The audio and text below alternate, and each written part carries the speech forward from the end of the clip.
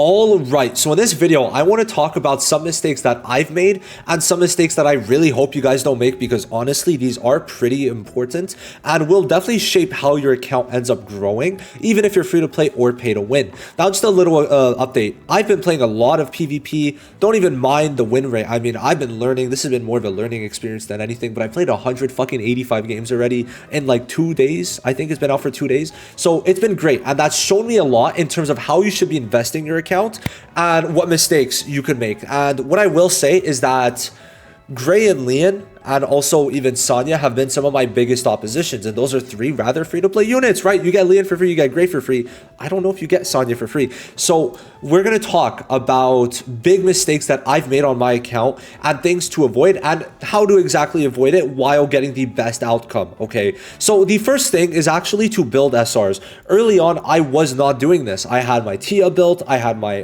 Lily built, my Freya built, and my Heinrich built, right? But then besides that, I didn't really have like an SR unit like really built out early on, right? That was the main thing. I was like kind of like, oh, I should probably build Marvel, but will I, right? Will I? But I ended up building them. However, I don't think that was enough, right? I would say that you should have at least 2 to 3 SRs on your account that you plan to build, being free to play or whatever. You could be a free to play with God luck, and you still need the SRs because the SRs in this game actually serve something and are really fucking good. Okay, this guy right here, bro.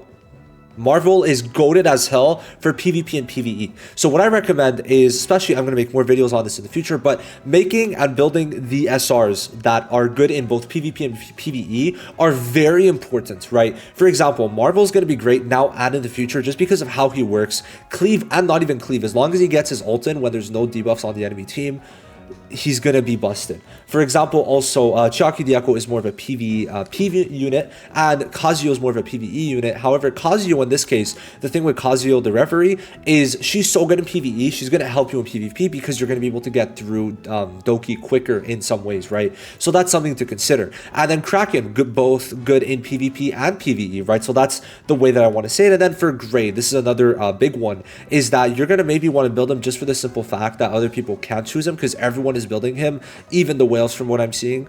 And I'm saying whales because there's no way free to plays have fucking like Lily and Heinrich and then for some reason choose Gray, right? Like I don't know.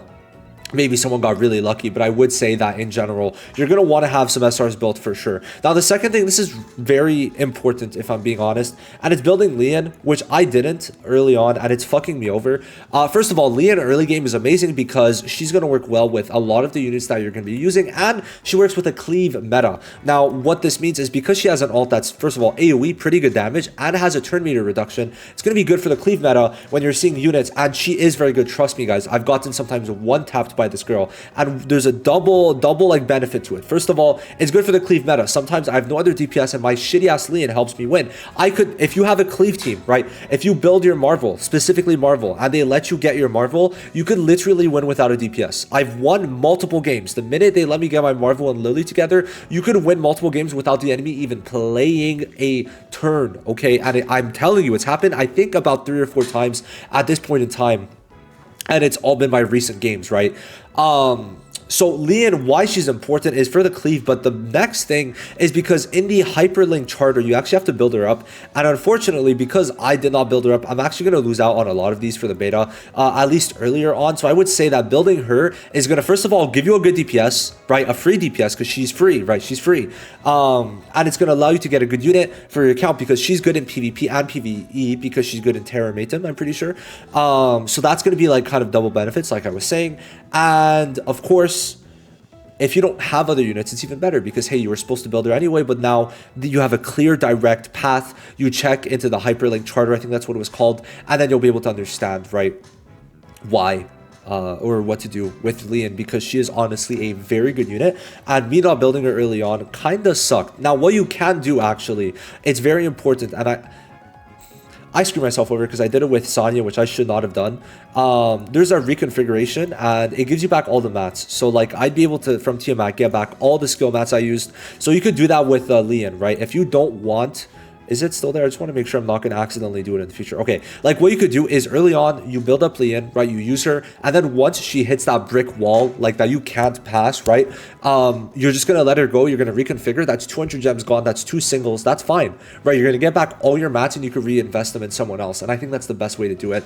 Now, next up, this is a very small thing. However, I didn't purposefully save this, but I'm like, it does end up well that I could show you guys this. I'm gonna, oh wait, I don't know if there's gonna be an enemy. If not, I'm gonna wait till there is an enemy and I'll show you. But all right, so I think we could get out.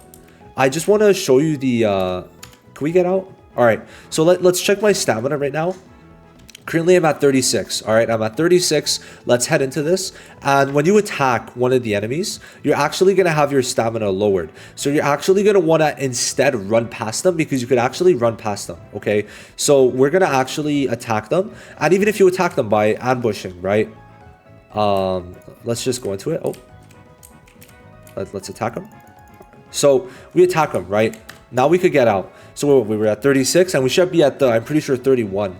32. So there you go. It actually does take stamina. So you're going to want to make sure that you actually do not attack them because you're just going to be wasting stamina. And I think I probably wasted close to at least a full stamina bar, which for sure starts adding up. So please do not do that. Now, next up, in terms of how you should be grinding, I think I went too much into gear early on.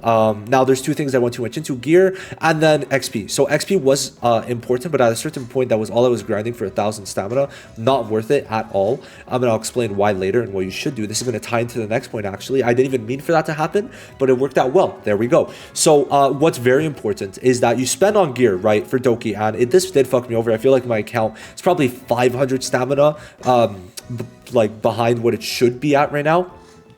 And one of the main reasons is too much gear does make it that I was also screwed on shells, right? So shells, I would say once you're able to get Kururu, right, starting Kururu more so into Fabian, and you can start getting these what's the rarity? Do we know the rarity? The legendary rarity, sure, we'll say legendary. That's going to be when you start farming it. Now the main reason is because of how much extra speed it gives. For example, Tiamat's at 11 speed, 30 speed, so that speed is going to be huge. Now that's mainly because we leveled it up. However, I don't think we could get it higher for Tiamat. Oh, we could get it to, like, I think a bit higher than 11. However, being able to get this to 30 speed is going to be a lot better. So let's just say that farming gear, I'd say, and then like starting to farm shells with XP together is very important. Now for free-to-plays, you might have to also add the prowess skill mats into that, because I get more because I've spent and I have the free chests, but you might want to add some of the prowess runs into that. So it's like you're going to farm gear, and then once you get to an adequate level where your main units have their speed, are decent enough, you could do a bit of XP, but I would say mainly shells. Now, why would I say mainly shells is because of this. So, not this. In Arena, you could actually, if you go to shop, like, you could spend on getting coins if you need coins and XP. So, personally, I do feel like after you get the Lattice, right, even here, if you get the fragments, cool.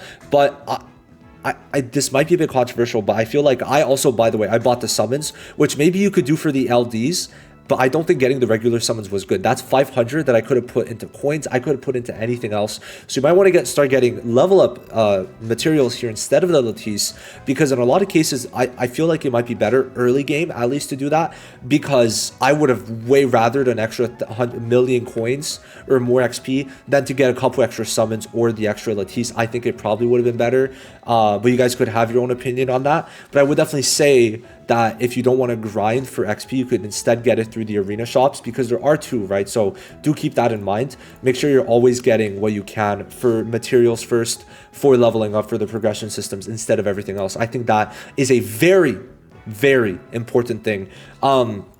So these are overall things that I've kind of struggled with, and the main one that I'd say for the end was me spending the materials on summons, which was ass for me personally. So that's going to be it. Let me know how it was for you.